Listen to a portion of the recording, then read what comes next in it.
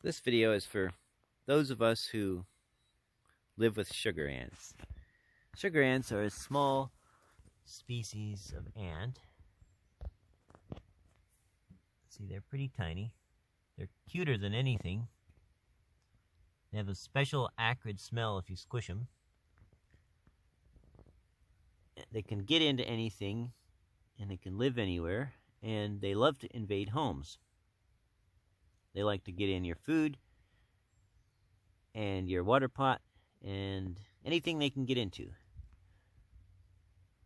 And they especially love sugar and honey and stuff like that.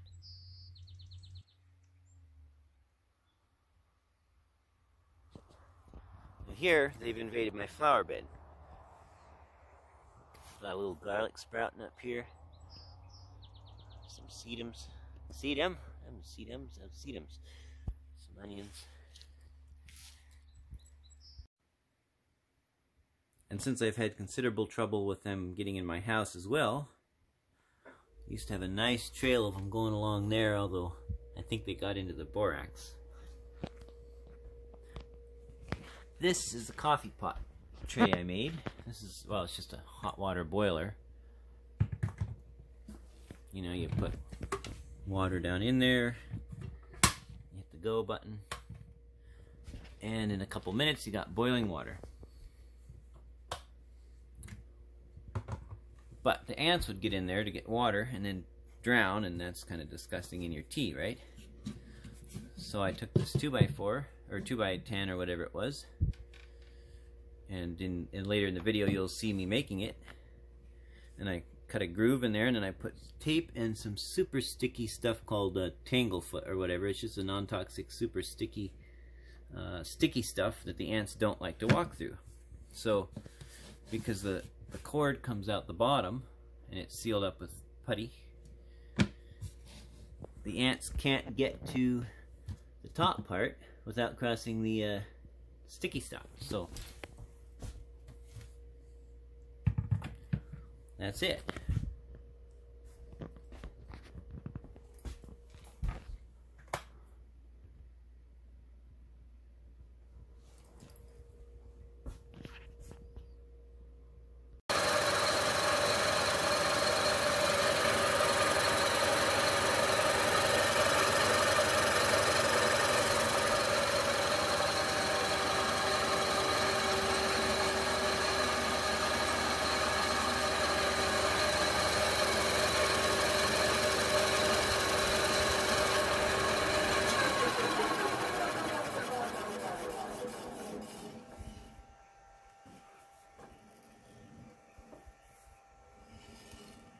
I made a screw-on turning mounting block out of an old water pump. I think it's off a Cummins engine.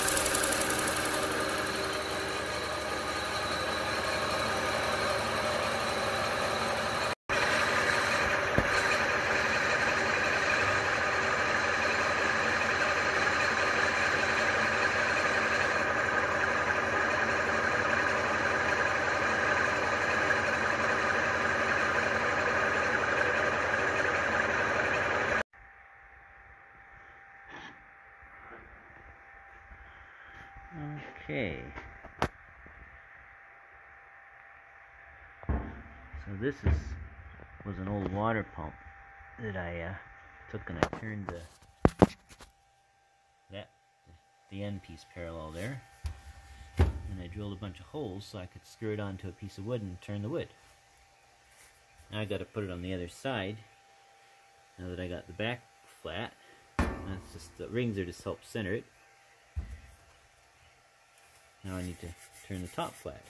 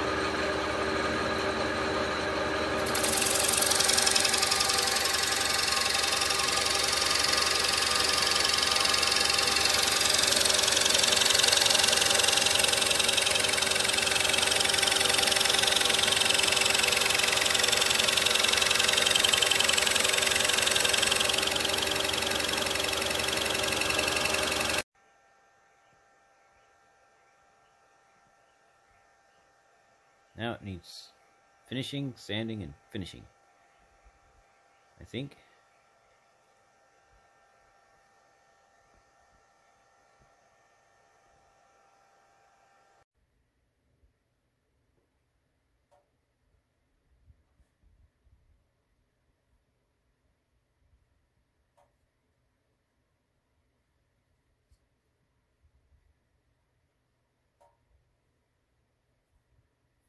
This polyurethane is kind of old and kind of dried out a little.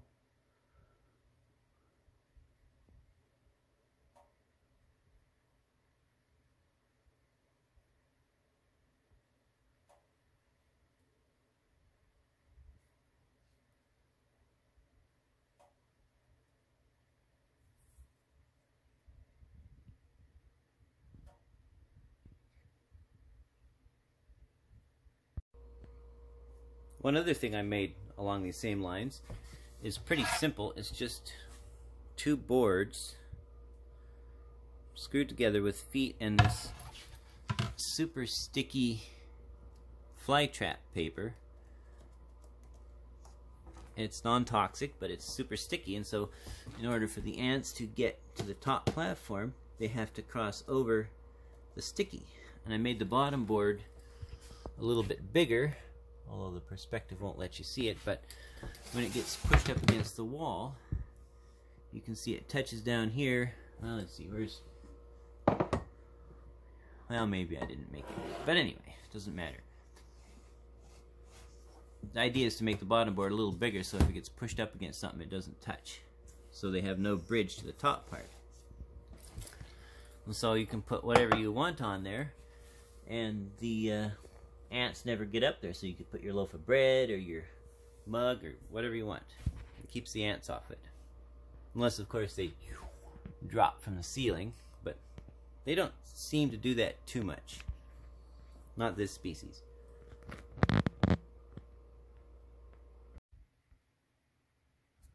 And in fact, if things are really bad, you could set it up and have yourself a little picnic breakfast on top of this thing just to keep the ants out of your cereal.